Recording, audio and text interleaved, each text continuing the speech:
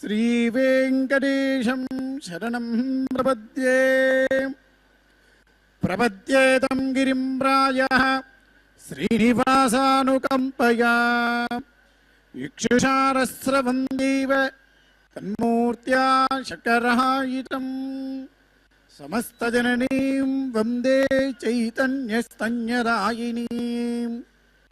श्रेयसीं श्रीनिवासस्य करुणामिवरूपिणीं वन्दे लक्ष्मीपतिं देवं शङ्खचक्रगदाधरं विद्यामूर्तिं हयग्रीवं शब्दार्थज्ञानलब्धये श्रीशेषबक्षीश्वरपद्मकर्प सेनेशादिमुखान् प्रतिबोधयन्तं श्रीपाञ्चरात्रागमशास्त्रमाद्यं विष्णुं सदाहं शरणं प्रपद्ये। अस्मद्गुरुभ्यो नमः, अस्मत्परमगुरुभ्यो नमः, अस्मत्सर्वगुरुभ्यो नमः, अस्मत्परमेष्टिगुरुभ्यो नमः। गुरुभ्यश्च तद्गुरुभ्यश्च नमो वाकमरीमहे उरुणीमहे च तत्राद्यौ దంపతి జగదాంపతి. అందరూ ఒకసారి మీ తల్లిదండ్రులకు, గురువులకు, కులదైవానికి, అలమేల్మంగా సమేతుడైనటువంటి వెంకటేశ్వర స్వామి వారికి నమస్కారం చేసుకోండి. అలమేల్మంగ వరద గోవింద గోవింద. ప్రాణాయామ విధానం తెలిసి ఉంటే ప్రాణాయామం చేసి సంకల్ప ముద్రలో కూర్చోండి. प्राणायाम विधान தெரிஞ்சால் प्राणायाम பண்ணுங்கோ, संकल्प मुद्रा उकारेंगो। प्राणायाम जानते हैं तो प्राणायाम कीजिए और संकल्प मुद्रा में बैठिए। शुक्लां वरदनं विष्णुं शशिवर्णं चतुर्भुजं प्रसन्नवदनं ध्यायेत् सर्वविघ्नोपशान्तये। यस्यद्विरदवक्त्राद्याः पारिषद्या परशतं विघ्नं निघ्नं दिशरदं विश्वक्सेन्दम आश्रये। गोविंद गोविंद गोविंद। अद्य श्री भगवतो महापुरुषस्य विष्णोराज्ञया प्रवर्तमानस्य अद्य ब्रह्मणः द्वितीय प्रार्थे श्री श्वेतवराहकल्पे वैवस्वतमन्वन्तरे अष्टाविंशतमे कलियुगे प्रथमपादे जम्बूद्वीपे भारतवर्षे भरतखण्डे कृष्णा कावेर्योर्मध्यदेशे आदिवराह क्षेत्रे सुवर्णमुखरी उत्तर दिग्भागे पद्मसरोवरी तीर्थ समीपे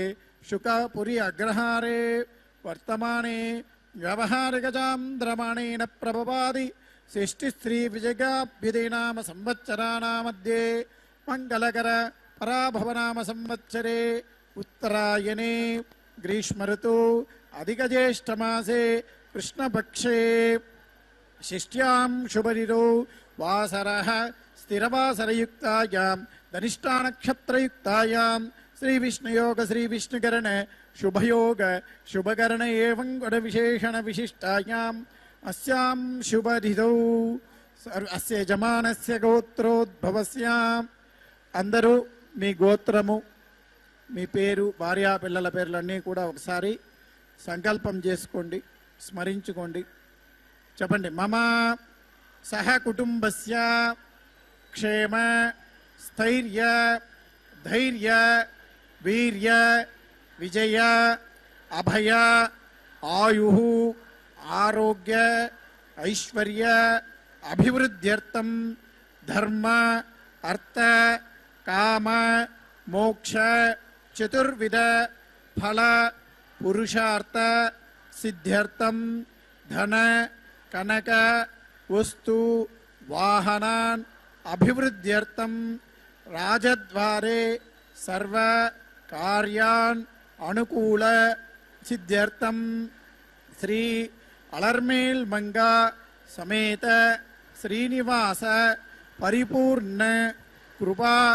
कटाक्ष सिद्ध्यर्थम विशेषतः మీరు ఏ కోరికతో కానీ లేదా మొక్కుబడితో కానీ అమ్మవారికి ఈ కళ్యాణోత్సవాన్ని చేస్తుంటే ఆ కోరికను ఒకసారి అమ్మవారికి విజ్ఞాపనం చేసుకోండి. మనసులో ధ్యానం చేసుకోండి. எதனால நீங்கள் இந்த கல்யாண உற்சவத்தை பண்ணுறீங்களோ அந்த வேண்டுதலையே ஒருவாடி தாயாருக்கு விஜாபனம் பண்ணுங்க. जिस कामना के लिए आप ये कल्याणोत्सव सेवा कर रही है उस कामना को एक बार माता जी को विज्ञापन कीजिए. चपंडी मम मनोभीष्ट फल सिद्ध्यर्थम श्री अलर्मेल मंगा समेत श्रीनिवास नित्य कल्याण महोत्सवम आचार्य अनेन सहायेन कारयिष्ये. अंदर गोविंद नाम स्मरण చేయండి. अलमेल मंग वरद गोविंद गोविंद. श्री गुरुभ्यो नमः. श्री श्रीवत्सांकितं हृदि भावयामि. भक्तजनों, भागवत प्रियों, दर्शकों एवं श्रोताओं, आज जो अमांत सिद्धांत हैं उस दिव्य अमांत ज्योतिष शास्त्र के विशेष जो अवसर पर उसके अनुसार जो अधिक ज्येष्ठ मास के विशेषतः कृष्ण पक्ष के षष्ठमी तिथि धनिष्ठा नक्षत्र युक्त होते हुए जो मंदवार शनिवार का जो विशेष यहाँ पर अवसर हमें प्राप्त हुआ है, उस दिव्य अवसर पर भगवती पद्मावती देवी जो साक्षात महालक्ष्मी स्वरूपिणी हैं, उन दिव्य भगवती को समर्पित करते हुए यहाँ पर विशेष कैंकर्य करवाया जा रहा है. जहाँ पर विशेष रूप से तिरुमला तिरुपति देवस्थान द्वारा प्रतिदिन प्रातःकाल के सुमुहूर्त पर भगवती को समर्पित करते हुए पद्म सरोवर के तट पर स्थित श्री अलरमेल मंगा पद्मावती देवी के विशेष आलय प्रांगण में उनको समर्पित करते हुए क्रियमाण विशेष कैंकर्य क्रम में जो नित्य कल्याण महोत्सव है वह भगवती को समर्पित किया जा रहा है. श्री वेंकटेश्वरा भक्ति चैनल हिंदी प्रसारण के माध्यम से हम यह विशेष दर्शन पा रहे हैं, जहाँ पर स्वयं भगवती मातर्नमामि कमले कमलायत सुलोचने श्री विष्णुहृत कमलस्ते पद्मावती नमोस्तुते. जो भगवती कमल स्वरूपिणी है, जो जगन माता है, जो नित्यान्नपायिनी है, वैसे दिव्य स्वामिनी भगवती जो भगवान विष्णु के दिव्य वक्षस्थल पर वास करते हुए भगवान के चित्त में रमने वाली दिव्य स्वामिनी भगवती महालक्ष्मी जब वैकुंठ का त्याग कर अपने सुलावण्य रमणीय रूप को यहाँ इस पृथ्वी मंडल पर विशेषतः आकाशराज के कन्या के रूप में जब उद्भव हुई थी, श्री वेंकटेश्वर स्वामी के प्रार्थना मात्र से जब प्रसन्न होकर माता इस दिव्य रूप को जब धारण करती है, तो उस दिव्य रूप का अत्यंत वैभवपूर्ण यहाँ पर विशेष दर्शन फल हमें पुराण वचनों से प्राप्त होते हैं. उसी दिव्य क्रम में भगवती जो वरांकुशोपाशमभीति मुद्रां करैर्वहन्तीं कमलासनस्तां बालार्ककोटि प्रतिभां त्रिनेत्रां भजेऽहमाद्यां जगदीश्वरीं तां. जो दिव्य भगवती जो त्रिनेत्र स्वरूपिणी है, जो स्वामिनी समस्त सृष्टि पर चराचर प्राणियों पर अपने दिव्य रक्षणा का जो एक वलय जैसा रक्षा कवच जो धारण करके रखती है, वह दिव्य स्वामिनी जो स्वयं सृष्टि को अपने में समा कर रखती है, अपने चित्त में रमते हुए उन दिव्य प्रभु के नाम स्मरण के साथ साथ उनके दिव्य मूर्ति के साथ साथ जो अपने मातृ वात्सल्य स्वरूप उस दिव्य तत्व को समग्र सृष्टि में प्रसारित करती है, वैसे दिव्य स्वामिनी जो बालार्क कोटि प्रतिभाम जो उगते सूरज के समान जो प्रभा प्रतिभा जिनके पास हो, वैसे दिव्य स्वामिनी भगवती वधु के रूप में अनेक अलंकरणों को धारण करते हुए दिव्य सिंहासन पर अलंकृत होते हुए यहाँ पर विराज रही है. आचार्यों द्वारा भगवती के विशेष कैंकर्य को परिपूर्ति देते हुए भगवान वेंकटेश्वर स्वामी को जो कलयुग के नारायण के रूप में माने जाते हैं, जो कलयुग के वैकुंठ के इस दिव्य क्षेत्र के जो राजा हैं, अधिपति हैं, जो समग्र विश्व में कलो वेंकटनायक के दिव्य नामोच्चारण से जो प्रसिद्ध हैं, वैसे दिव्य स्वामी भगवान को वेंकटेश्वर स्वामी को यहाँ पर विशेषतः आवाहन देते हुए, हे प्रभु, आपकी सेवा में हम संलग्न होते हुए आपके कैंकर्य की परिपूर्ति करना चाहते हैं, ताकि आप हम भक्तों पर अपनी विशेष कृपा को समतुल्यता भाव के साथ साथ ऐसे ही प्रसारित करते रहे। यह विशेषतः संकल्प लेते हुए आचार्यगण श्री वैष्णव पांचरात्र आगमों का अनुसरण करते हुए कल्पोक्त विधियों का यहाँ पर विशेष ध्यान रखते हुए इस दिव्य कैंकर्य की परिपूर्ति कराई जाती है। आचार्यों द्वारा क्रमशः क्रियमान प्रत्येक कैंकर्य स्वयं भगवान के दिव्य कल्याण महोत्सव में जब आकाश राज जी जिन विधियों का आचरण करके जिन आचार्यों के मुखतः निष्पन्न वो जो दिव्य वचन थे, उन्हीं दिव्य वचनों का आगम स्वरूप होते हुए जो आचार्यगण आज भी अनुसरण कर रहे हैं, उसी का दिव्य हम एक पवित्रेण पुनाहिमा शुक्रेण देवदेद्यते अग्ने कृत्वा क्रतो कुम्रणो यत्ते पवित्रमर्चिषि अग्ने विदतमन्तरा ब्रह्मदेन पुनीमहे भाव्यान् देवसविदः पवित्रेण सवेनता इदं ब्रह्म पुनीमहे ऐश्वदेवी पुनते देव्यागात् यस्यै भक्वे स्तनवो वेदपृष्ठाः तया मदन्तस्सधमाद्येषु अयज्ञस्यामपदयोरयेण वैश्वानरश्मिभिर्मा पुनादो पादप्राणेन शिरोमयो भोः या वा पृथिवी प्रेसाभयोभे तदावरे यज्ञे मा पुनीताम् बृहद्भिः सविदस्रभिः परिष्ठैर्देवमन्वभिः अग्ने दक्षैः पुनाहिमा येन देवा अपुनताम् येनावो दिव्यङ्गसः तेन दिव्येन ब्रह्मणा इदं ब्रह्म पुनीमहे यः पावमानेरध्येते ऋषिभिः संभृतकं रसम् सर्वकं सबोधमश्नाति सुदिदं मातरिश्वना पावमानेर्य अध्येते ऋषिभिः संभृतकं रसम् तस्मै सरस्वती दुहे क्षीरकं सर्पिर्मधोदकं पावमाने स्वस्य यनेः सुदुघाहि वयस्वतेः ऋषिभिः संभृतो रसः ब्राह्मणे समृतकमहितं पावमानेर्दिशन्तु नः मल्लकमथामं कामान् समर्थयन्तु नः देवीर्देवैः समाभृताः पावमाने स्वस्य यनेः सुदुघाहि घर्तश्च्युतः ऋषिभिः संभृतो रसः ब्राह्मणे समृतकमहितं येन देवा पवित्रेण आत्मानं पुनते सदा तेन सहस्रधारेण पावमान्यः पुनन्तु मा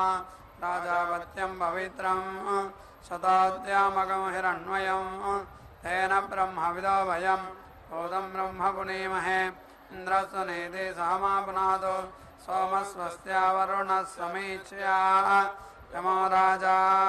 प्रमृणाभिः पुनातु मा जातवेदामोर्जयन्त्या पुनादो भोर्भुवस्सुवः तच्छंयोरावृणीमहे गातुं यज्ञाय गातुं यज्ञपदये दैवी स्वस्तिरस्तु नः स्वस्तिर्मानुषेभ्यः ऊर्ध्वं जिगातु भेषजं शन्नो अस्तद्विपदे सञ्चतुष्पदे ॐ शान्तिः शान्तिः शान्तिः।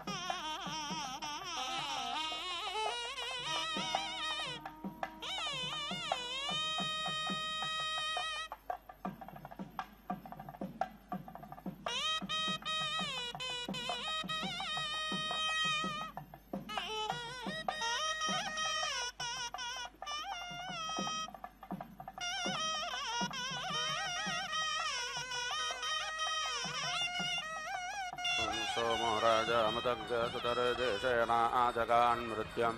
तेन सत्यमिन्द्रियं विपानङ्ग शुक्रमन्दत इन्द्रस्येन्द्रियमिदं पयोमृतं मधु अद्वक्षीरं व्यापिपत्रङ्गा अङ्गरसो धिया तेन सत्यमिन्द्रियं विपानङ्ग शुक्रमन्दत इन्द्रस्येन्द्रियमिदं पयोमृतं मधु सोमामद्यो व्यापिपच्छन्दस अग्रदशोजुषत् तेन सत्यमिन्द्रियं विपानङ्ग शुक्रमन्दत इन्द्रस्येन्द्रियमिदं पयोमृतं मधु अन्नात्पतिसोरसं ब्रह्माणां व्यापिपक्षत्रं पयः सोमं प्रजापतिः तेन सत्यमिन्द्रियं विपानङ्ग शुक्रमन्दत इन्द्रस्येन्द्रियमिदं पयोमृतं मधु एतमूत्रं विजाहात योनिं प्रविशदन्द्रियं गर्भो जरायुनावृत उल्बं जगात जन्माना तेन सत्यमिन्द्रियं विपानङ्ग शुक्रमन्दत इन्द्रस्येन्द्रियमिदं पयोमृतं मधु दृष्ट्वा रूपे व्याकारोः सत्यानृते प्रजापतिः अश्रद्धा मण्डते ददश्रद्धाग्सत्ये प्रजापतिः तेन सत्यमिन्द्रियं विपानङ्ग शुक्रमन्दत इन्द्रस्येन्द्रियमिदं पयोमृतं मधु वेदेन रूपे व्यापिपश्रुता सुतौ प्रजापतिः तेन सत्यमिन्द्रियं विपानङ्ग शुक्रमन्दत इन्द्रस्येन्द्रियमिदं पयोमृतं मधु दृष्ट्वा पारिश्रुतो रथग् शुक्रेण शुक्रं व्यापिपत्पयः सोमं प्रजापतिः तेन सत्यमिन्द्रियं विपानङ्ग शुक्रमन्दत इन्द्रस्येन्द्रियमिदं पयोमृतं मधु शीशेन तन्त्रं मनसा मनीषिणा ऊर्णा सूत्रेण कवयो वयन्ति अश्विना यज्ञगतावितरस्वतीन्द्रस्य रूपं वरुणोऽभिषज्यन् तदस्य रूपं मृतग्गतचेवित्तिश्रोदा दुर्देवता अस्सग्गरराणाः लोमानसस्प्रैर्बहुदानतोग्माभित्तकश्च समाभवन्नलाजाः तदश्विना विषजा रुद्रवर्तने सरस्वते वयतिपेतो अन्तारम्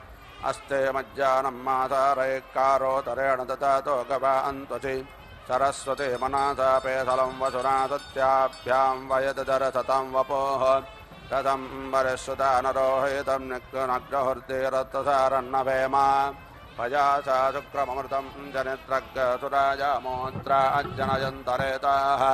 अपामादिन्दुर्मतिं बाधामाना ऊवद्यं वादग्गदभ्वं तदारात्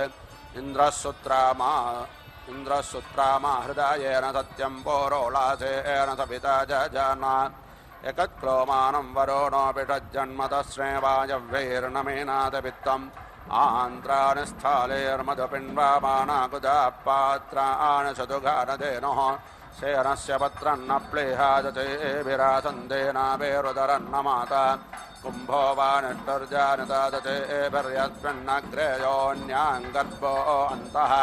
प्राचुर्वक्तः सतधार उत्सोऽधिहेण कुम्भेष्वधां पितृभ्यः मुखग् सदस्यचिरयुत्सतेन जिह्वा पवित्रमत्विरासन् सरस्वती छप्पन्नवायुर्भिषगस्य बालो अवस्तीर्णदेवो अराधतरस्वी अस्यभ्यां चक्षुरमतङ्ग्रह अभ्यां छागेण तेजो अभिषादितेन पक्ष्मानि गोधूमैक्कुबालैरुतानि पेतो न शुक्रमतीदं वसते अभिर्नमेषो न शिवीर्याय प्राणस्य बन्धा अमृतोग्रहाभ्यां सरस्वत्यपवाकैर्व्यानन्नस्यानि बर्हिर्पदारैर्जजाना इन्द्रश्च रूपमृषभो बलाय कर्णाभ्याग्श्रोत्रामृतङ्ग्रहाभ्यां यवानवर्गिर्भ्रुविकेसाराणि कर्कन्दो जग्गे मधुसारकं मुखात् आत्मन्नुपस्तेन विकश्चलो मुमुखे श्मश्रोनिनव्याग्रलोमा केशानशीर्षण्यथा ते श्रियैशिका आसिग्ग अश्चलोमत्तुषीरिन्द्रियाणि अङ्गान्यात्मं विषजातदश्विनात्मानमङ्गैः समादाः सरस्वती इन्द्रस्य रूपग्रसतमानमायश्चन्द्रेण ज्योतिरमतं दधानाः सरस्वती योऽन्याङ्गर्भामन्तरस्तिभ्यां पत्नी सुकृतं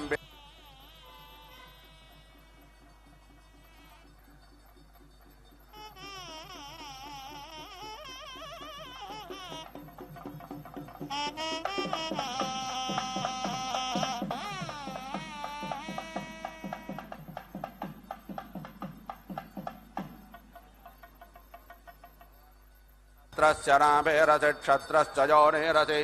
मा त्वा हिग्गसेर्मा हिग्गसेः निशासात धृतौ रातो वरोणं पश्चास्व साम्राज्याय सुक्रतोः मृत्योपाहि विद्योत्पाहि देवस्य त्वादवेदो प्रातवेश्वरार्बाहुभ्यां वोट्टास्ताभ्याम् अस्य नार्वैरज्येन तेजसे ब्रह्मवर्चसाय विषुञ्जामि सरस्वत्यै वैरज्येन वीर्यायान्नाद्याय विषुञ्जामि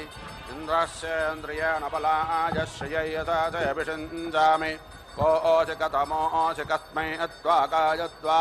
शुश्लोकसुमङ्गलसत्याराजन् शिरो मे श्रेर्यसो मुखं तुशिकेशाच्च श्मश्रोणि राजा मे प्राणो अमृतज्ञसम्राट् चक्षुर्विराश्रोत्रम्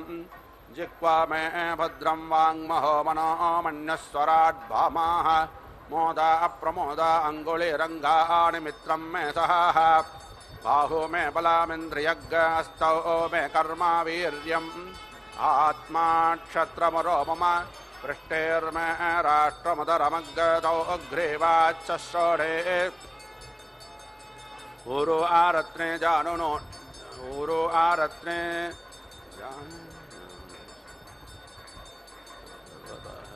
नाभिर्मे चित्तं विज्ञानं पाजुर्मे पाजतिर्भसत् आनन्दनन्दा आण्डौ मे भगः सौभाग्यं वसाः जङ्गाभ्यां पद्भ्यां धर्मोऽस्मि विधिराजा प्रतिष्ठितः प्रतिक्षत्रे प्रतिष्ठामि राष्ट्रे प्रत्यस्वेषु प्रतिष्ठामि कोशो प्रत्यङ्गेषु प्रतिष्ठाम्यात्मनं प्रतिप्राणेषु प्रतिष्ठामि भट्टे प्रतिद्याभा पृथिव्या प्रतिष्ठामि यज्ञे त्रया देवा एकादशत्रयतृग्गसा सुरादसः बृहस्पते पुरोहिता देवस्यातभितोस्तवे देवा देवैरावन्तु मा प्रथमा द्वितीया श्रुतीया सत्येन सत्यं यज्ञेन यज्ञो यजर्भिर्यजो अग्गजिसामाभिः सामान् ऋग्भिर्यजः पुरोणवाक्याभिः पुरोणवाक्यायाज्याभिर्याज्या वषट्कारैः वषट्कार आहूतिभिराहूतयो मे कामान् समर्दयन्तु भूत् स्वाहा लोमानि प्रयातिर्ममत्वं मानातिरागतिः माङ्गसम् उपानतिर्वस्वस्ते मज्जामानातिः देवहेलानन्देवादश्चक्रमा वयम् अग्निर्मा तस्मादेनासो विश्वान्मञ्चन्त्वग्गासः यदि दिवा यदि नत्तमेन अग्चक्रमा वयम् वायुर्मा तस्मादेनासो विश्वान्मञ्चन्त्वग्गासः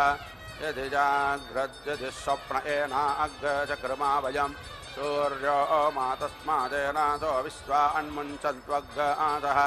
यद्ग्रामे यदरण्ये यत्सभायां यदिन्द्रिय यत्सूद्रे यदर्ये यदेनश्चक्रमा वयम् यदेकश्चात् धर्माणि तस्याव यजानमसि यदापो आज्ञायति वरुणेति सपामहे ततो वरुणनो मुञ्चा अवावृतनजं वरुणजरुराजनजं पुनः अवादेवयद्देवकृतमेणो यक्षवमत्तैर्मत्यागतं पुरुराव्नो देवर्षस्पाहे समुद्रे ते हृदायं छन्दस्सन्द्वाविषन्तोषधीरुतापाः सुमित्रियानापवोषधयस्सन्तधर्मित्रयात् तस्मै सन्दो तस्मान् द्वेष्टयं च वयं दुष्मः द्रुपदा देवोमजानस्विन्नस्नातो मलादिव भूतं पवित्रेणैवाज्यमापश्यन्तन्तु मयिनाथः उद्वजं तमासस्परिशोपश्यन्त उत्तरम् एवं देवत्रा सूर्यमखन्मज्योतिरुत्तमम् अपो अद्यान्वाचारिषग्रसेन समाचक्ष्महे पयस्वानग्नागामन्तं मासग्रसृजवर्चसा प्रजया च धनेन च यदस्य दिशेमहे समिदाजतेजो मयि देहि समावावर्त्य पृथिवे समुषास्तमसूर्याः समविश्वामिदं जगात् वैश्वानरज्योतिर्भो जातं विभोन् कामान् व्यत्नवैभो स्वाहा अभ्यादधामि समिदमग्ने अमृतपते त्वयि व्रतं च श्रद्धां चोपैमेन्द्रत्वा दीक्षितो अहम् यत्र ब्रह्मा तत्र तञ्जातं यञ्जोजरातस्तः तल्लोकं पुण्यं प्रज्ञेशं यत्र सेतिर्न विद्यते अग्रसुनाते अग्रसुप्रज्यतां परोषापरोः गन्धस्ते सोमामवतु मता आयरसो अच्युतः सिञ्चन्ते परे सिञ्चन्त्विच्छिञ्चन्ते पुनन्ते च दुराये बभ्रुवै मते किन्तो बाधति किन्त्वः धानावन्तं करम्भिनामपोपवन्तमथिरम् इन्द्रप्रातज्योरस्वनः मृगजिन्द्रायकाय तमरोतो वृत्रहन्तामम् एनं ज्योतिरजानयन्वृता वृजो देवं देवाय जाग्रेवे अद्वर्यो अद्रेभे सुदग्धसोमं पवित्रानाय उमेहेन्द्राय पातावे यो भूतानामदेवतर्यस्मिन् लोकादिश्रुताः ईशे महतो महाङ्गत्तेरा गृह्णामित्वामहं मये गृह्णामित्वामहं पयामृहेतोच्चभ्यान्द्रदरत्वत्वयित्वेन्द्रायत्वा सुत्राम्ने एषते योनिरत्यभ्यान्द्रदरत्वत्वयित्वेन्द्रायत्वा सुत्राम्ने प्राणपमे अपानपाश्चक्षुष्पाश्रो अत्रपाश्च मे वाचो मे विश्वभेषजो मनादोषि विलायकः अस्विनागतस्य ते तरत्वतगतस्येन्द्रेण सुत्राम्नागतस्य उपाहूत उपाहूतस्य वक्षयामि समिद्धयन्द्रा उषधामनेके पुरोरुजा पूर्वगत्वा प्रधानः त्रिबुद्धेवेत्रग्गतता वज्रभागुज्जघना वृत्रं विदुरो अववार नराधग्गतप्रतिशोरोऽभिमानस्तनो न पात्प्रते यज्ञत्यदाम गोभिर्वपां वान्मधुरासमञ्जन् हिरण्यश्चन्द्रे याजति प्रदेताः हीलितो देवैररे वाम् अभिट्टिराजग्वानो अभिषादुर्धमानः पुरन्दरो अत्र भिद्वज्रबाहुराजातु यज्ञमुपानो जुषानः जुषानो बरेररे वान्नयन्द्रप्राचीनङ्गदे तत्प्रतिशापृथिव्याः पुरोप्रथा प्रदामानङ्गज्यो रमादित्ये रक्तं वधोभिस्तजोषाः इन्द्रन्दुरकवश्यो दावामानावृषारञ्जन्तु जनायस्तु पत्नीः द्वारो देवीरभितो विस्रायन्ताग्शुवीरा वीरं प्रदामानामहोभिः उषाधानत्ता भृगते भृगन्तं पयस्वते सुजुगेशोरविन्द्रं तन्तं ततं वेददं भजन्ते देवानां देवं याजतुस्वरुक्मे देव्यामिमानामनोजपुरुत्राहुतारायन्द्रं प्रथमासुवाच मूर्धन्यज्ञस्य मधुनादधाना प्राचीनं ज्योतिर्हविषावदातः विश्वो देवेर्हविषावद्दामाना इन्द्रं जुषाना जनायो न पत्नीः अच्छन्नन्तं पयात सरस्वतीला देवी भारते विश्वतोर्तिः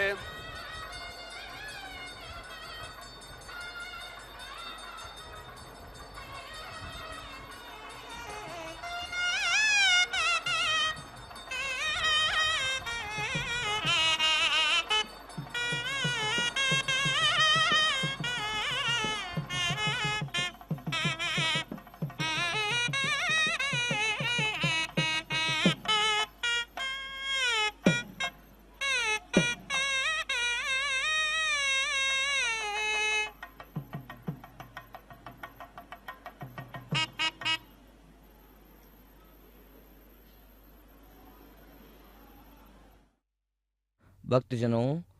भागवत प्रियों, भगवान वेंकटेश्वर स्वामी तथा माता के इस दिव्य कल्याण महोत्सव में अनेकों कैंकर्यों को विधि विधान पूर्वक परिपूर्णता देते हुए आचार्यगण विशेष रूप से यहाँ पर कन्यादान का सुमुहूर्त करवा रहे हैं, जो कि विशेष कल्याण महोत्सव के लिए एक अत्यंत महत्वपूर्ण जो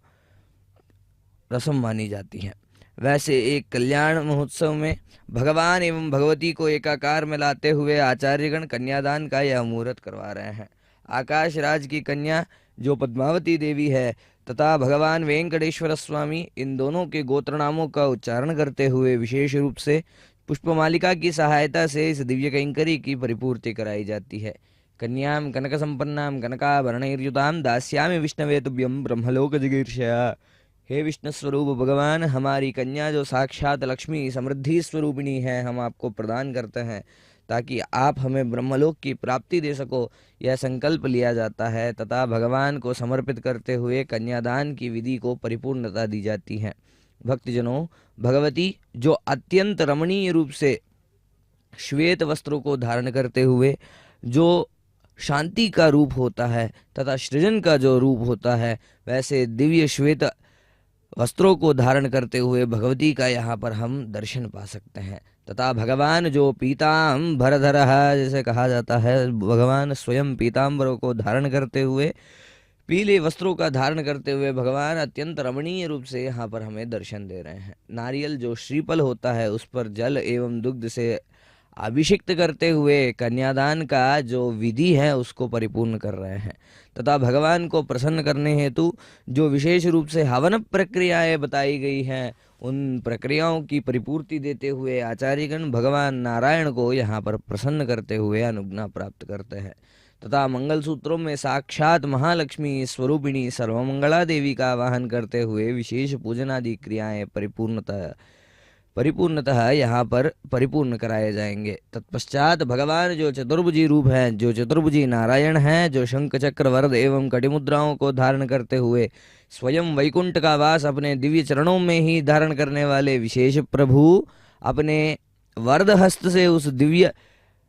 वैकुंठ को चिन्हित करते हुए अपने चरणों में जो तात्विक रूप से हम भक्तों को मोक्ष का मार्ग दर्शा रहे हैं, वैसे दिव्य प्रभु नारायण के इस कल्याण महोत्सव में उन दिव्य मंगल सूत्रों को, उसी दिव्य वरद हस्त को यहाँ पर धारण कराते हुए प्रभु के हाथों से माता को वह पहनाए जाते हैं। इस दिव्य कैंकर्य का विशेष दर्शन पाइए एवं भगवान के अत्यंत रमणीय इंद्रस्य हव्ये जठरं मृणानस्वदाति मदो नागतेन स्तोकानामिन्दं प्रतिसोर इन्द्रो वृषायमानो वृषभस्तोराषट् घृतपुरुषा मनासा मोदमानाश्वः देव अमृतमादयन्ताम् आयात्विन्द्रो वात उपानयः सुतः सदमादस्तचोराः वावृदानस्तवेषैर्यस्या पूर्वेद्यौर्नक्षत्रमपि भूति पुष्यात् आन इन्द्रो दूरादाना आसादाभिष्टगतवाते जातदुग्रः ओजिष्टे पण्ड्रपतिर्वज्राबाहुस्सङ्गे समस्सो दुर्वने प्रतन्योन् आन इन्द्रो अरेभिर्यात्तुच्च अर्वाचो नेवासे राधसे च तिष्ठा आतिवज्रे मघवाविरप्सेमं यज्ञमनो नो वाजसातौ त्रातारमिन्द्रामवितारमिन्द्रग् हवे अवे सुखवग्गशोरमिन्द्रम् त्वयामि चक्रं पौरोहोतमिन्द्रग् स्वस्तिरो मघवाधात्विन्द्राः इन्द्रः सुत्रामास्वभाव अवो विश्वमणिको भावत विश्ववेदाः बाधातां देशो अभायं कृणोतु सुवीर्यस्य पतयस्यामा तस्यावयज्ञसो मतो यज्ञयस्यापे भद्रेसौ मनसेस्यामा स्वसुत्रामास्वभाव इन्द्रो अस्मे आराच्यद्वेडस्तनतर्योजतो आमन्द्रैरिन्द्र अरेभिर्याह्यमयोरारोमभिः मात्वा केचिन्नयामन्मिन्नपाचिनोति दण्डे एवताौ इः एवेदिन्द्रं मृषाणं वज्राबाहुं वजिष्ठासो अभ्यर्चन्तर्कैः स नस्तुतो वीरबद्धात् गोमद्यूयं पातः स्वस्तिभिः सदा नः।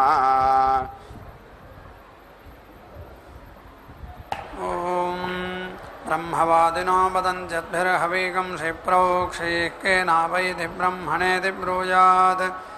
अद्भिर्क्येव हवीगं शिप्रोक्षति ब्रह्मणा वैद्ना बर्हिः प्रोक्षति मेध्यमेवैनत्करोति वेदिं प्रोक्षत्यक्षा वा येषा लोमगा मेध्यायद्वेदर्मेध्यामेवैनाङ्करोति दिवे त्वान्तरिक्षाय त्वा पृथिव्यै द्वेदि बर्हिरासाद्यः प्रोक्षति एभ्य एवैनं लोकेभ्यः प्रोक्षति क्रूरमिव वा एतत्करोति यत्खनत्यपो नयति शान्ति पुरस्तात् पुरस्तरं गृह्णाति मुख्यमेवैनं करोति यन्तं गृह्णाति प्रजापतिना यज्ञमुखेन संविदं बर्हिः तृणाति प्रजा वै बर्हिः पृथिवी वेदि प्रजा एव पृथिव्यां प्रतिष्ठा वै यज्ञनदृष्णज्ञस्तृणाति प्रजयैवैनं वसुभिरनदृष्णं करोत्युत्तरं बर्हिः प्रस्तरकं साधयति प्रजा वै बर्हिर्यजमानप्रस्तरो यजमानमेवायजमानादुत्तरं करोति तस्माद्यजमानो यजमानादुत्तरोऽन्तर्दधाति व्यावर्त्यानग्निहविष्कृतमेवैनकं सुवर्गं लोकं गमयति त्रेधानग्नित्रय इमे लोका एभ्य एवैनं लोकेभ्यो नक्ति न प्रतिशृणाति यत्प्रतिशृणीयादनूर्ध्वं भावुकं यजमानस्य स्यादुपरि वप्रहरत्युपरि बहिः सुवर्गो लोको नियच्छति वृष्टिमेवास्मै नियच्छति नाच्यग्रं रहरेद्यदच्यग्रं रहरेदत्यासारिण्युद्भर्योर्नासुकाः स्यान्न पुरस्तात् प्रत्यस्येद्यत्पुरस्तात् प्रत्यस्येत् सुवर्गाल्लोकात् यजमानं प्रतिनुदेत् प्राञ्चं प्रहरति यजमानमेव सुवर्गं लोकं गमयति न विश्वञ्चं वियुजाद्यत् यद्विश्व न विश्वञ्चं वियुजात् यद्विश्वञ्चं वियुजात् स्त्रियस्य जायेतोर्ध्वमध्योच्चोर्ध्वमिव हि पुंसः पुमानेवास्य जायते यत्स्फेन वोपवेशेन वा यो युप्येतस्सिद्धिरेवास्य साहस्तेन यो युप्यते यजमानस्य गोपीठाय ब्रह्मवादिनो वदन्ति किं यज्ञस्य यजमान इति प्रस्तर इति अस्य क्व सुवर्गो लोक इत्याह वनीय इति ब्रूयात् यत्प्रस्तरमाह वनीये प्रहरति यजमानमेव सुवर्गं लोकं गमयति विवाहेतद्यजमानो लिशते यत्प्रस्तरं यो युप्यन्ते बर्हिरनुप्रहरति शान्त्यानारम्भणैव वा एतद्यद्भर्युः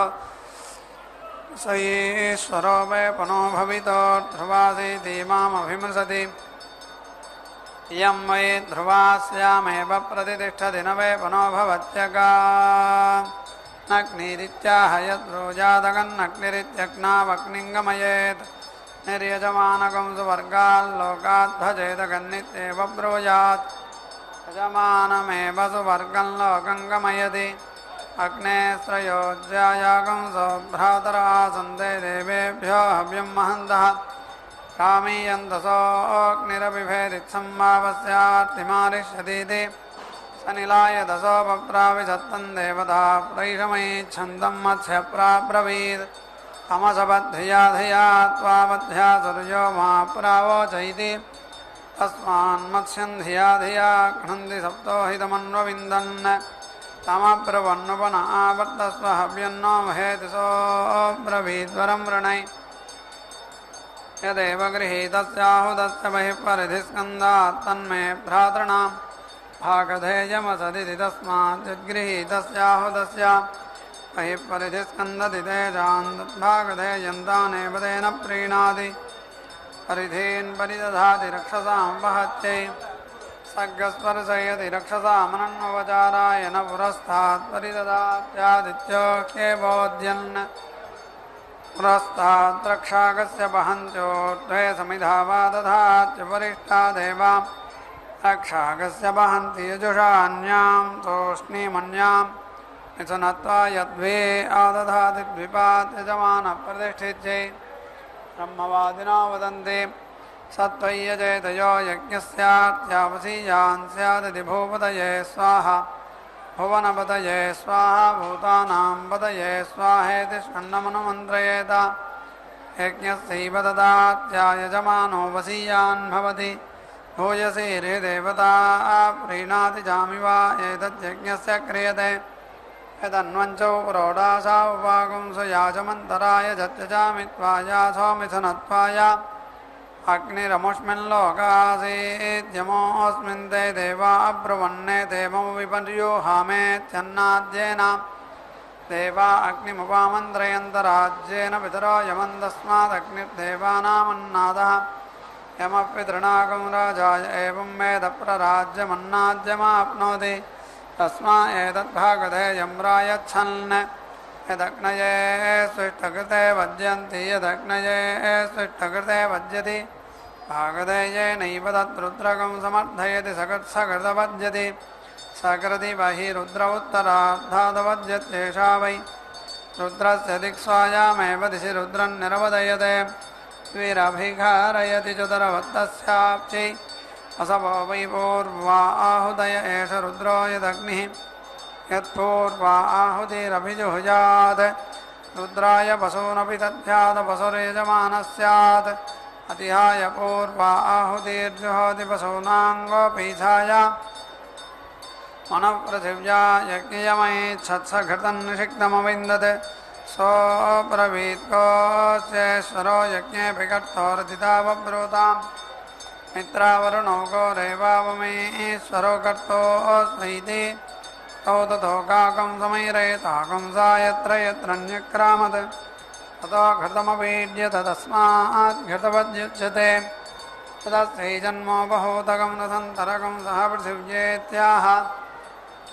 इयं वै रथन्तरमिमामेव सहान्नाद्येनोपक्वयते उपहूतं वामदेव्यकं सहान्तरिक्षेणेत्याह असवो वै वामदेव्यं वसूनेव सहान्तरिक्षेणोपक्वयते उपहूतं बृहत्सह दिवेत्याहैरं वै बृहदिरामेव सह दिवोपक्वयत उपहूता सप्तहोत्रा इत्याह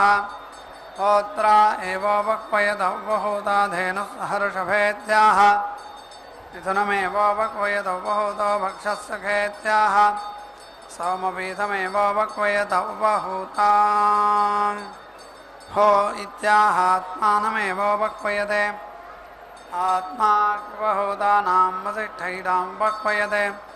असवो वायिडा पशूनेवोपक्वयते चतुरुपक्वयते चतुष्पादो हि पशवो मानवीत्याह मनुष्येतामग्रे पश्यद्घृतपतीत्याह यदेवास्यै पदात् घृतमुपीड्यताम् तस्मादेव माहमैत्रावरुणीत्याह मित्रावरुणोऽख्येन समैरयतां ब्रह्मदेवकृतमुपहूतमित्याह ब्रह्मैवोपक्वयते दैव्याद्धर्यवः उपहूता उपहूता मनुष्या इत्याह देवमनुष्यानेवोपक्वयते य इमं यज्ञमवानय यज्ञपतिं वर्धानित्याह यज्ञाय चैव यजमानाय चाशिषमासास्तौ उपहूते या वा पृथिवी इत्याह या वा पृथिवी एवोपक्वयते पूर्वजे रतावरी इत्याह पूर्वजे ह्येते रतावरी देवी देवपुत्रे इत्याह देवी ह्येते देवपुत्रे उपहूतो यजमान इत्याह यजमानमेवोपक्वयते उत्तरस्यां देवयज्ञायां उपहूतो भूयसि अविष्करण उपहूतो दिव्येधामन्नुपहूत इत्याह प्रजा वा उत्तरा देवयज्ञा पशवो भूयोः विष्करण स्वर्गो लोको दिव्यन्धामेदमसीदमसीत्येव यज्ञस्य प्रियन्धामोपक्वयते विश्वमस्य प्रियमुपहूतमित्याह छम्बट्कारम् एवोपक्वयते पशवो वायिडा स्वयमादत्ते काममेवात्मना पशूनामादत्ते नख्यन्यः कामं पशूनां प्रयच्छति वाचस्पतये त्वाहुतं राश्नामीत्याह वाचमेव भागधेयेन प्रीणाति सतसत्पतये त्वाम् हुतं राश्नामीत्याह स्वगागच्छै चतुरवत्तं भवति हविर्वै चतुरवत्तं वसवश्चतुरवत्तं यद्धोता प्रास्निजाद्धोतार्थिनाक्षेत् यदग्नौ जुहुजात् रुद्राय पशूनपि दध्यात् अपसुरीजमानस्यात् वाचस्पतये त्वां हुतं राश्नामीत्याह परोक्षमेवैनज्जुहात् सततस्पतये त्वां हुतं राश्नामीत्याह स्वगागच्छै प्राश्नन्ति तीर्थ एव प्राश्नन्ति दक्षिणान् ददाति तीर्थ एव दक्षिणान् ददाति वा एतद्यज्ञम् छिन्दन्ति यन्मध्यतः प्राश्नन्त्यद्भिर्मार्जयन्ते आपो वै सर्वा देवता देवताभिरेव यज्ञम् सन्तन्वन्ति देवा वै यज्ञात् रुद्रमन्तरायान् स यज्ञमविद्यते तन्देवाभिसमगच्छन्त कल्पतान्न इदमिति ते ब्रुवान् श्रेष्ठं वै न इदं भविष्यति यदिमकमुराधयिष्याम इति तत्श्रेष्ठकृतश्रेष्ठकर्त्वं तस्याविद्धन्निरकृन्तनियवेन संहितम् तस्माद्यवमात्रमवध्येत् यज्ञायो बध्येत् रोपयेत् तद्यज्ञस्य यदुपजस्मृणीयादभिजगारयेद् भयदत्सर्गस्वाहि कुर्यात् अपदायाभिकारयति संबध्यतेत् विपाद्यजमानः प्रतिष्ठिते यत्तिरश्चेनमतिहरेदनभिविद्धं यज्ञस्याभिविध्येत् अग्रेण परिहरति तीर्थेनैव परिहरति तत्पूष्णे परिहरन् तत्पूषा प्राश्य ततोरुणः तस्मात् पूषा प्रविष्टभागो दन्तको हि देवा अब्रवन्विवा अयमार्ध्यप्रासिद्धयो वा अयमभूदिति तद्बृहस्पतये पर्यहरन् स बिभेत् बृहस्पतिरित्थं वावस्यात्मादिश्यतीति स एतं मन्त्रमपश्यत् सूर्यस्य त्वां चक्षुषा प्रतिपश्यामीत्यब्रवीत् न हि सूर्यस्य चक्षुः किञ्चन हि नस्ति स बिभेत् प्रतिगृह्णन्तं मायिकं दृश्यतीति देवस्य त्वादपितुप्रसवेऽस्मिनोर्वाभ्याम् ओष्णाहस्ताभ्यां प्रतिगृह्णामीत्यब्रवीत् सवितृप्रचोदये वैनद्ब्रह्मणा देवताभिः प्रत्यगृह्णात् स बिभेत् प्राश्नन्तं मायिकं दृश्यतीत्यग्ने स्वास्येन तास्नामीत्यब्रवीत्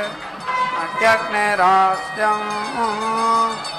सेयोपसीय आयत्सम्भूतं भूतं चित्रकेतुप्रभानाभान् सम्भान् ज्योतिष्मागस्तेजस्वानादभग्रस्तपन्नभितपन्ने रोचनो रोचमानशोभन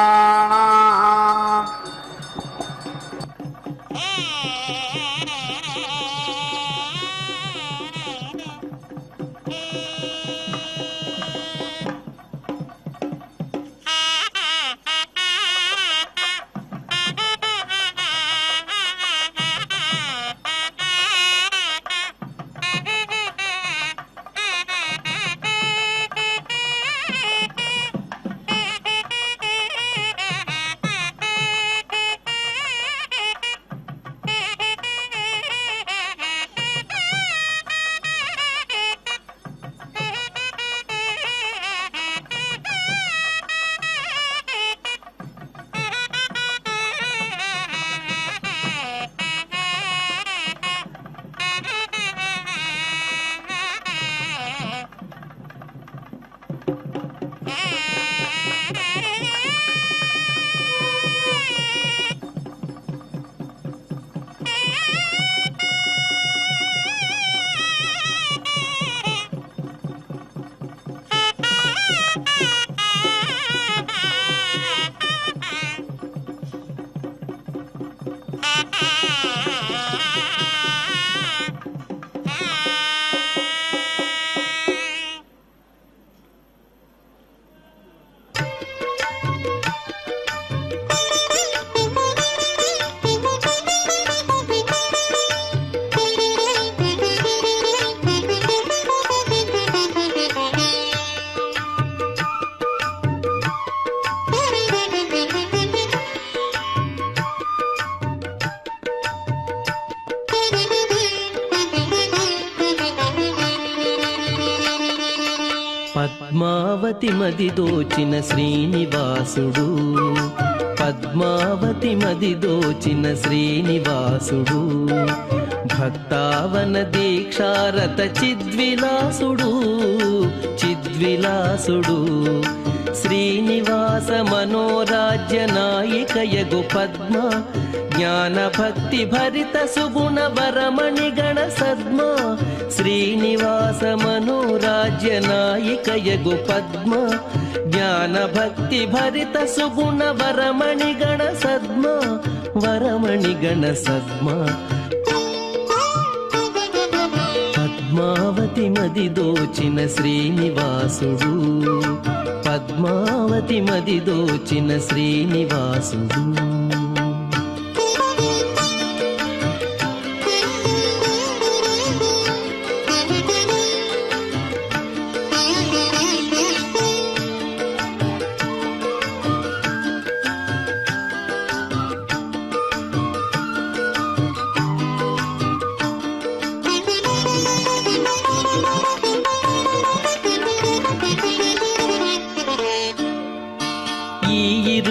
దాంపత్యము విశ్వానికి శుభకరము ఈ ఇరువురి వాత్సల్యము భక్తాళికి హితకరము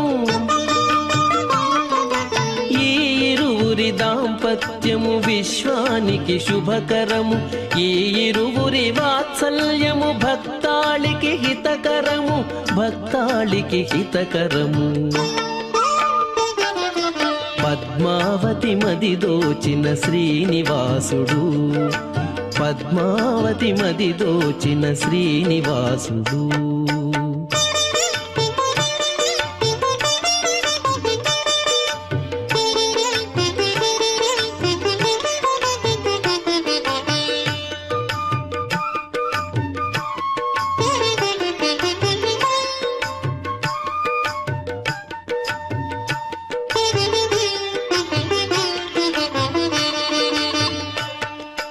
శీలవతి వేదవతి దాల్చిన మహదవతారం, శ్రీవరసతి పద్మావతి శ్రీనివాస గళహారం.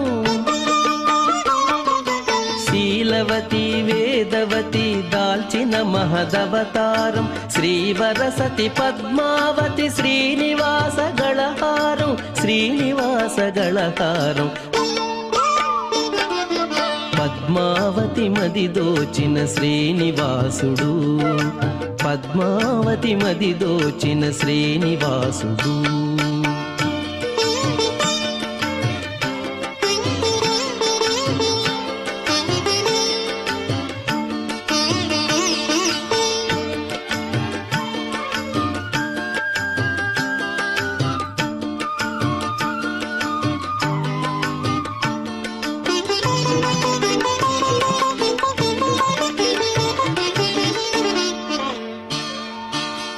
పద్మా శ్రీనివాస దివ్యమూర్తి తాదాత్మ్యం, ప్రకృతి పురుష నిత్య కళ్యాణాద్భుత మహాత్మ్యం.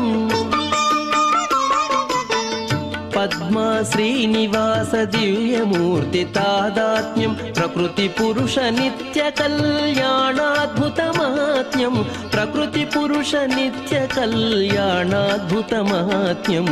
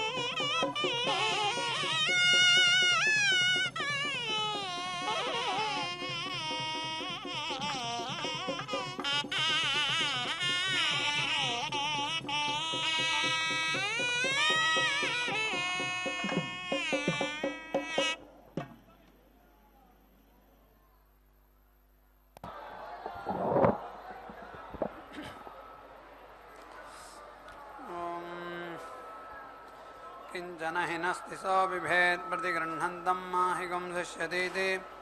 देवस्य त्वासविदुप्रसवेऽस्विनोद्बाहुभ्यां भूष्णोहस्ताभ्यां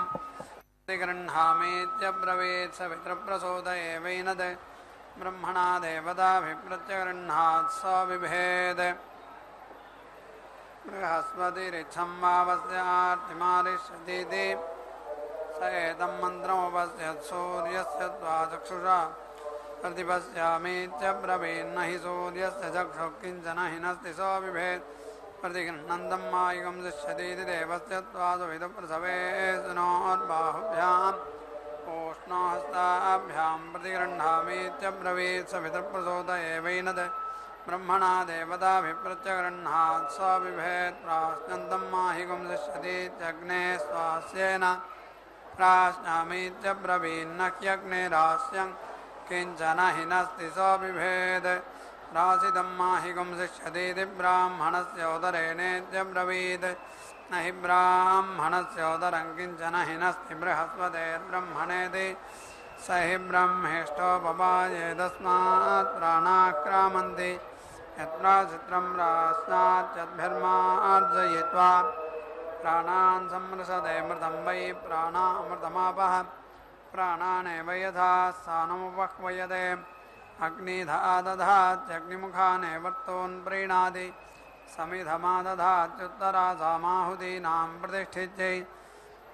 अथो समिद्वद्देव जुहोति परिधीन् सम्मार्षि पुनात्येवैनान् सगर्सगर्सम्मार्षि पराङि भक्त्ये तर्हि यज्ञः चतुस्सम्पद्यते चतुष्पादः पशवः पशूनेवावरुन्धे ब्रह्मन् प्रस्थास्याम इत्याहात्र वा ये तर्हि यज्ञः श्रुतो यत्र ब्रह्मा यत्रैव यज्ञः श्रुतः तत एवैनमारभते यद्धस्तेन प्रमीवेद्वे पुनः स्यात् यच्छेर्नासीर्शक्तिमान् स्यात् यत्तोष्णीमासीता संवृत्तो यज्ञस्यात् प्रतिष्ठेत्येव ब्रूयात् वाचि वै यज्ञः श्रुतो यत्रैव यज्ञः श्रुतः तत एवैनकं संप्रयच्छति देवसवितरे तत्ते पुराहेत्याह प्रसूच्यै बृहस्पतिर्ब्रह्मेत्याह स हि ब्रह्मेष्ठः स यज्ञं पाहि स यज्ञपतिं पाहि समां पाहीत्याह यज्ञाय यजमानायात्मने तेभ्य एवासिषमासास्तेनार्च्या आश्राव्याः देवान् यजेति ब्रह्मवादिनो वदन्ति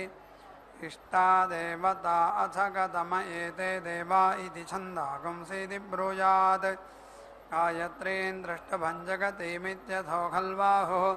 ब्राह्मणा वै छन्दागुंसीति तानेव तद्यजति देवानां वा इष्टा देवता आसन्नथाग्निर्नोदज्ज्वलत् तन्देवा आहुतिभिरनुयाजेष्वन्वविन्दन् यदनुयाजान यजत्यग्निमेव तत्समिन्ध एतदुर्वै नामासुरासीत् स एतर्हि यज्ञस्याशिषमवृङ्क्ता यद्ब्रूयात् एतत्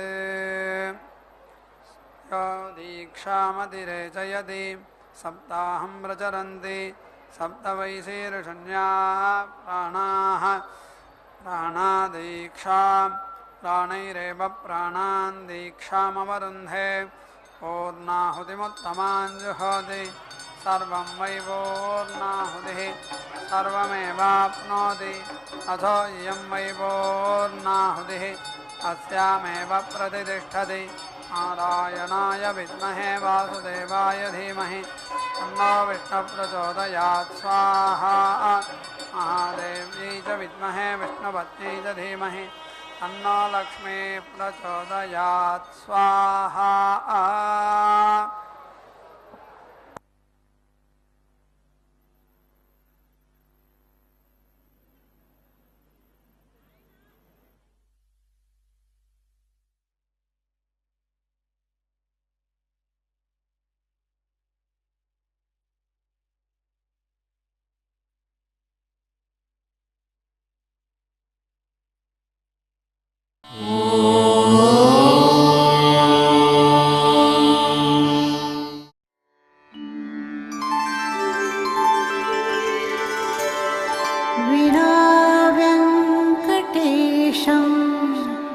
ननाथो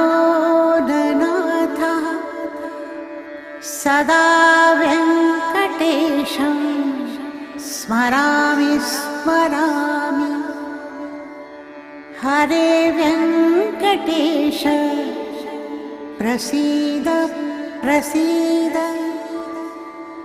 प्रियं वेङ्कटेश प्रयच्छ प्रयच्छ।